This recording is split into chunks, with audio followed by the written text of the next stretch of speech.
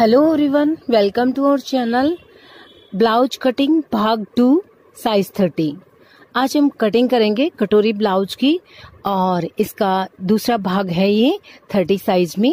और इसी तरह से आपको हर स्टेप में, जैसे कटोरी ब्लाउज स्टेप होता है, प्रिंसेस कट ब्लाउज स्टेप होता है, बेल्ट ब्लाउज की, इस चैनल में आपको 1 भाग से लेकर 10 भाग तक की वीडियो आप तक पहुंचाई हुई है। आप उन्हें वॉच कर सकते हैं, अपने साइज के अकॉर्डिंग आप वीडियो निकालें और फिर वॉच करें। और इसी स्टेप में अब हम कटोरी स्टेप की आपको कटिंग दिखा रहे हैं। कटोरी स्टेप की आपको 10 भाग तक वीडियो मिलेंगी, जिसमें साइज 46 तक होगा। तो यहाँ पे हमने 28 तक की वीडियो आप तक पहुंचा दी है और ये दूसरा भाग है, यहाँ पे साइज है 30। तो आइए कटिंग करते हैं 30 साइज के अकॉर्डिंग।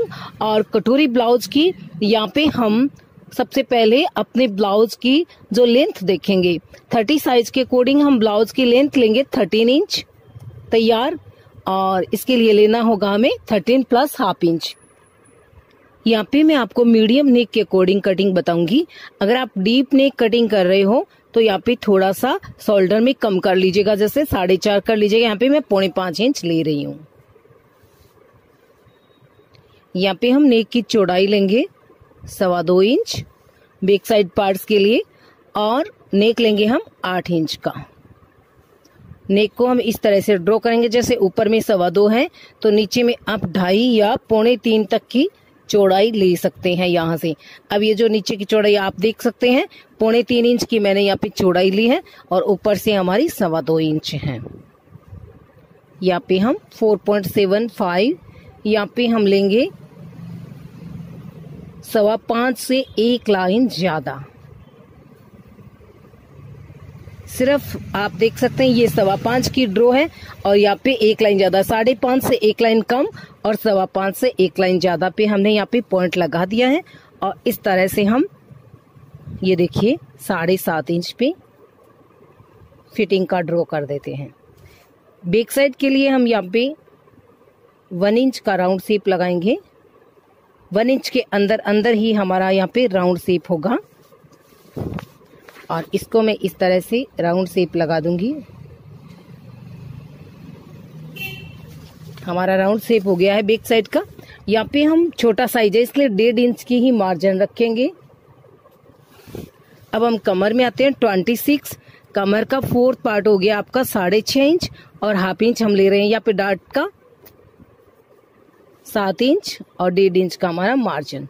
अब ये जो फिटिंग का पॉइंट है इसे हमें फिटिंग में मिलाना होता है और ये जो मार्जिन का पॉइंट है इसे हमें मार्जिन के पॉइंट में मिला देना होता है। हल्का सा शेप कटिंग करेंगे और यहाँ पे हम बैक साइड की ड्रॉ लेंगे, यानी बैक साइड की डार्ट लगाएंगे 3 इंच पे। ये हमारी 3 इंच पे डार्ट होगी। डार्ट की आप लेंथ कितनी ले सकते हैं, हमें नेक के नीचे तक लेंथ लेनी होती है, तो यहाँ पे आप 4.5 इंच तक लेंथ ले सकते हैं। तो ये हमारी 4.5 इंच की लेंथ हो गई है बैक साइड की डार्ट की। और इसकी चौड़ाई हम लेंगे टोटली हाफ इंच की। तो इसको हम 1 इंच पे ऐसे करेंगे मिडिल सेंटर पे। तो आपको 1/4 इंच इस तरफ पॉइंट लगाना होता है, 1/4 इंच इस तरफ पॉइंट लगाना होता है। बैक साइड की डार्ट आप जितना लेना चाहते हो ना उतना आप कमर में एक्स्ट्रा ले लीजिएगा, ताकि आपको डार्ट लगाने में कोई भी असुविधा ना हो। तो ये हमारी हाफ इंच की डार्ट हो गई है यहाँ पे। तो अब देख सकते हैं आप बैक साइड का पार्ट बिल्कुल कंप्लीट है। यहाँ पे आपको इस तरह से नेक लाइन कटिंग करनी होती है, फिर ये शेप लाइन कटिंग करनी होती है, फिर ये आर्मोल लाइन कटिंग करके और मार्जिन के लाइन को कटिंग कर लीजिए। बैक साइड पार्ट्स बिल्कुल ओके है। इसको आप रख करके कपड़े पर कटिंग करेंगे। इसकी जो नीचे की तुरपाई की पट्टी होती है आप उसको अलग से जॉइंट करें या फिर आप इसमें एक्स्ट्रा ले लें, ताकि आपको मार्जिन फोल्डिंग करने में दिक्कत नहीं आए।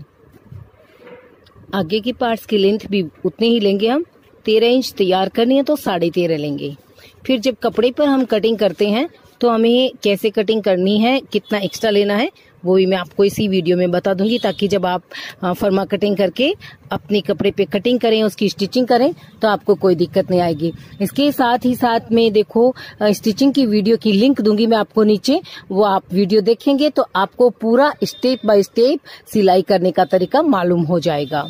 तो आपको हमारा वीडियो पसंद आए तो लाइक करना बिल्कुल मत भूलिएगा, क्योंकि लाइक करने में आपके कोई खर्च नहीं लगता है। यहाँ पे हमने देखिए 4.25 इंच शोल्डर ले लिए हैं और 2.25 इंच नेक विड्थ ले रहे हैं। ये होगी है 2.25 इंच।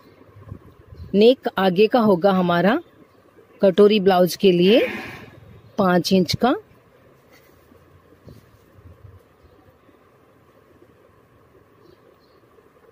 सवा 2 इंच। और ये हमारा नेक ड्रॉ हो गया है यहाँ पे।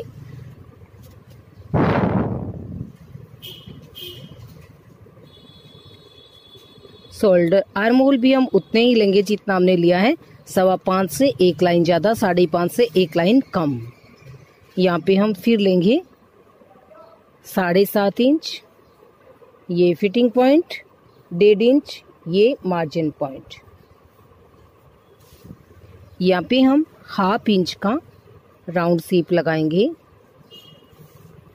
राउंड शेप यहाँ पे हाफ सेंटर से होता है और इस तरह से आपको राउंड शेप लगा देना होता है। यहाँ से हम लेंगे कटोरी के लिए चेस्ट का 3rd भाग 10 इंच। 10 इंच पे आप स्ट्रेट लाइन लगा दीजिएगा। यहाँ पे हम हल्का सा राउंड शेप लगाएंगे। कटोरी यहाँ पे हम साइज लेंगे 4.5 इंच की और इस तरफ से हम 2 इंच पे पॉइंट लगा देंगे और इसको हम इस तरह से नेक लाइन तक मिला देंगे। तो यहाँ से हम देखिए इस तरह से ये वेस्टेज निकाल देंगे। ये हमारा वेस्टेज पार्ट होगा। कमर की पॉइंट के लिए 6.5 इंच, 1/4 इंच एक्स्ट्रा लेंगे हम सीम के लिए 6.25 इंच पे। फिर 1.5 इंच का हमारा मार्जिन होगा, ये मार्जिन। अब इस तरह से आप फिटिंग पॉइंट को ऐसे फिटिंग में मिलाएंगे और फिर मार्जिन पॉइंट को हम मार्जिन पॉइंट में ऐसे मिला देंगे। तो ये हमारा आगे का पूरा ड्रॉ हो गया है। यहाँ पे आपको हल्का सा शेप भी लगा देना है। ठीक है, अब हमें इसको कटिंग करके इस पार्ट्स को अलग करना है। उसके बाद में इस पार्ट्स के आपको कटोरी की ओरिजिनल कटोरी बनाना बताऊंगी। इस तरह से हम क्रॉस पट्टी को अलग करेंगे और इस तरह से हम वेस्टेज पार्ट्स निकाल लेंगे। तो ये हमारा यहाँ पे वेस्टेज पार्ट्स निकल जाएगा। नेक लाइन को हम इस तरह से ड्रॉ कर लेंगे। जैसे हमने कटिंग किया हुआ है वैसे हमने इसकी कटिंग कर ली है। ये जो हमारी शेप है इसकी हमको इस तरह से कटिंग कर लेनी है। ये हमारे तीरे का पार्ट्स है और ये हमारा वेस्टेज पार्ट्स है। अब इस वेस्टेज पार्ट्स की हम कटोरी बनाएंगे, ओरिजिनल कटोरी।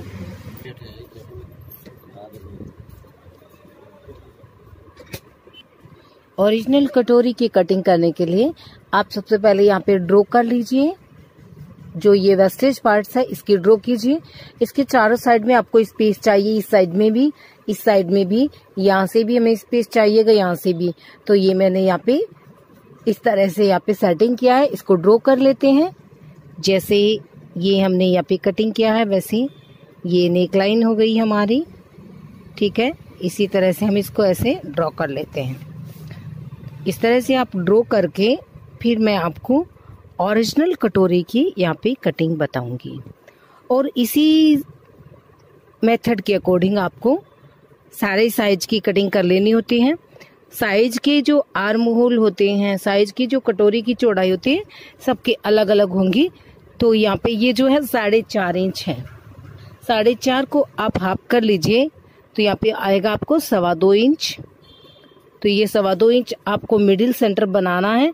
मिडिल सेंटर से हम यहाँ पे इसमें 0.25 इंच से हल्का सा ज्यादा, जैसे हमने 28 में 0.25 इंच लिया था, यहाँ पे हम 1 इंच से कम रख रहे हैं और 0.25 इंच ये होता है। ये वाली हमारी 0.25 इंच है, ये हमारी 1 इंच है। 0.25 इंच और 1 इंच के बीच में ये जो लाइन है यहाँ तक हमने इसको ड्रॉ कर लिया है। इसी तरह से ये देखिए 0.25 इंच और इससे 1 इंच, 1 लाइन ज्यादा यहाँ पे हम ड्रॉ कर लेंगे। हल्का सा साइज बड़ा होता है 28 से, तो उसी तरह से हमें इसको भी हल्का सा ही बढ़ाना होता है। तो 0.25 इंच से एक लाइन ज्यादा। यहाँ ये जो तरफ होते हैं ना, यहाँ पे हम 1/4 इंच सीम के जितना एक्स्ट्रा लेते हैं। जो हमारी नेक लाइन की साइड होती है, यहाँ पे हम 1/2 इंच ज्यादा लेते हैं। ठीक है, इस तरह से हमें अपने तीनों पॉइंट्स मिलाने होते हैं। तो अब आप देख सकते हैं हमारी इस तरह से एक लाइन मिल चुकी है, और इसी तरह से हम ये दूसरी लाइन भी इस तरफ मिला देते हैं। मिडिल सेंटर में आपको ऐसे मिला देना है। यहाँ से हम 1/4 इंच एक्स्ट्रा करेंगे, एक सिलाई के जितना, सिर्फ इतनी ही हमारी एक सिलाई होती है। और यहाँ से हम 2 सिलाई के जितना एक्स्ट्रा लेंगे नेक लाइन के पास में, तो ये हमारी 2 सिलाई के जितना हो गया, यानी कि 1 सिलाई ये और 1 सिलाई ये, टोटल 1/2 इंच होता है। अब हमें इस पॉइंट्स को इस तरह से पॉइंट से करते हुए, और यहाँ पे जो हमने पॉइंट लगाया हुआ है इसमें इस तरह से मिला देते हैं। ठीक है, और इस पॉइंट को हम इस पॉइंट में ऐसे मिला देते हैं।